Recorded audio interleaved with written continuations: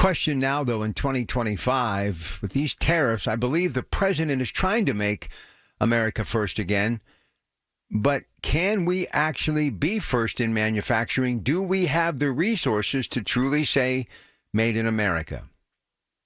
When I think about growing up in that little home in Gulbranson Heights, New Brighton, Pennsylvania, the cookie-cutter ranch brick home that everyone had, the greatest generation, moving out of those row houses that line Main Street, heading towards that mill gate, everything, washer, dryer, refrigerator, stove, air conditioner in the window, all made in America.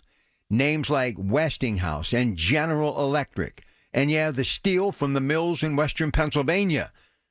But is made in America a possibility or just a dream of yesteryear? I believe this is going to force the hand of the American people. I believe that the president is saying it's time for all of us to put up or shut up.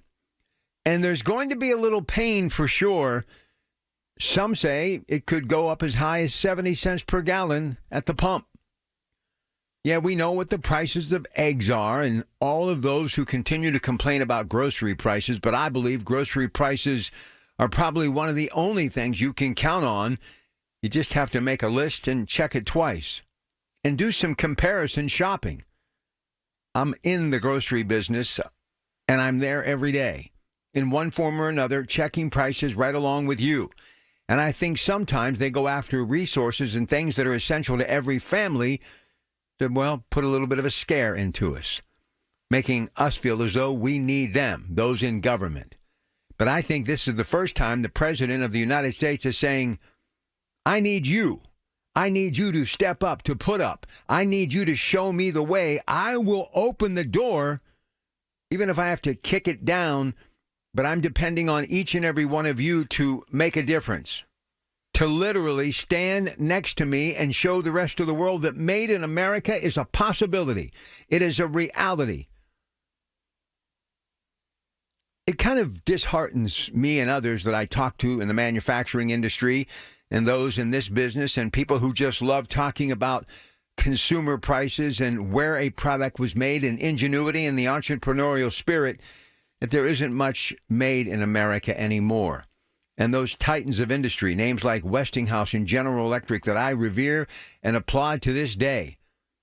You know, I saw a commercial the other day that General Electric is doing a lot of things in the energy sector. I literally leaped to my feet and gave them a round of applause while watching the television ad.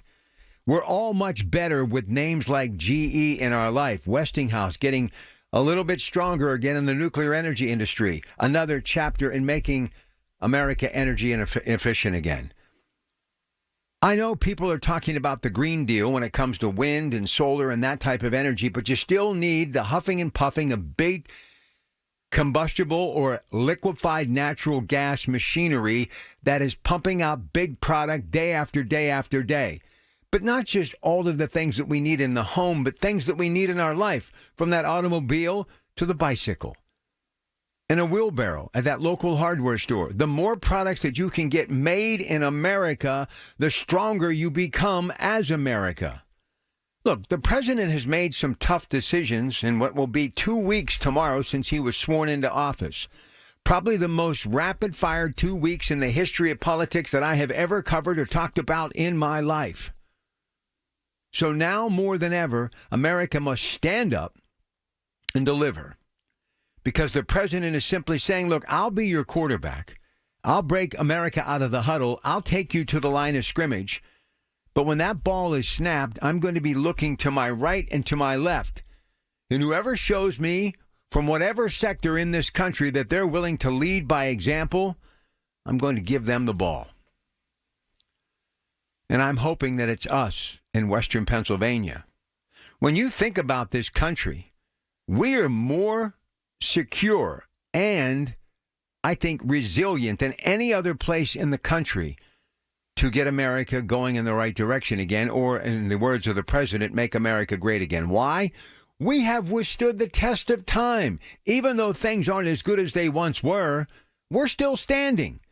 And we were made in America, truly, by people who came from all over the world. through Ellis Island and beyond. People who were born here stood side by side in those mills, on those assembly lines for generations, making America what we are, the most powerful free nation in the world. But it has been 4 decades and one possibility after another that has simply gone to the wayside. That is why I say now more than ever, U.S. Steel and Nippon Steel have to get done. This partnership is a must for us to be able to say, yes, it was made in America again, even if it is with one of our allies in another world power, a titan of industry, Nippon Steel, and that great country of Japan. I believe in the reality that hope rings eternal. There is no way, with all the resources and all the things that we have at our disposal today, many things that our ancestors 100 years ago, 50 years ago even, couldn't even dream of. I mean, we have this thing called internet and cyberspace and technology beyond our wildest dreams. We have vehicles that are powered by electric. That's right, a battery-powered vehicle. No one would have ever thought that. So why is it that we are so afraid to take that giant step? We shouldn't be, because if we work together, we can do incredible things in this country like we have never seen before. America is at its best when it works together. And I see us working together now more than ever. And if it is this man in the White House who is putting the ball in our hands and saying, look, I can only do so much, you have to do the rest. And if we fumble and drop that ball, shame on us.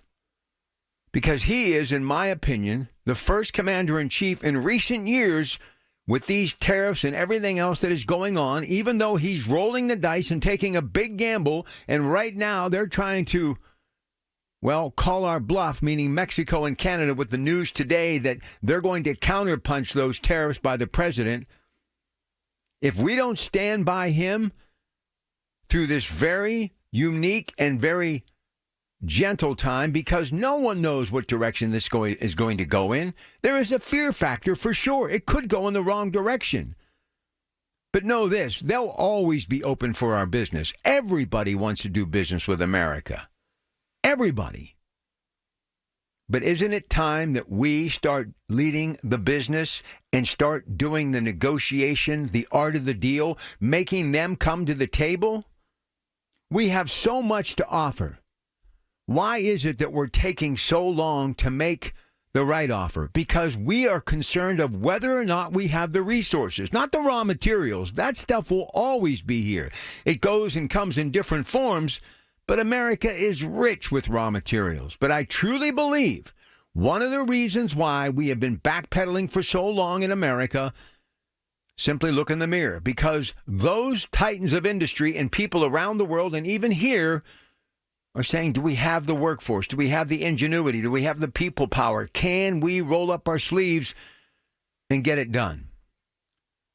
Now's the time to prove everyone wrong, that America has the grit and the determination. You know, we've all heard the phrase, the apple doesn't fall too far from the tree. It doesn't. You just have to believe. And I know right now this uncertainty, and when you hear that our national debt last year grew by $1.8 trillion. There is a massive concern as we are now approaching $37 trillion in debt. If we'll ever come back, well, that's a defeatist attitude. That's not a part of my vocabulary, and it shouldn't be a part of yours. We need to stand up and follow the lead of the commander-in-chief, the president of the United States. He is saying, I believe in all of you so much that I can make America, made in America, happen again.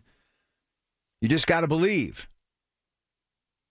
And it's gone on way too long that other countries have dictated to us how the deal should go. One thing about Donald J. Trump, long before he became president, he loved to negotiate.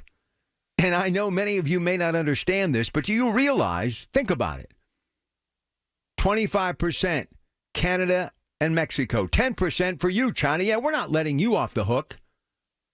It's all a part of the negotiation, the art of the deal. And you can say what you want. He made a fortune without inventing an app. He did it the hard way by rolling up his sleeves and going to work.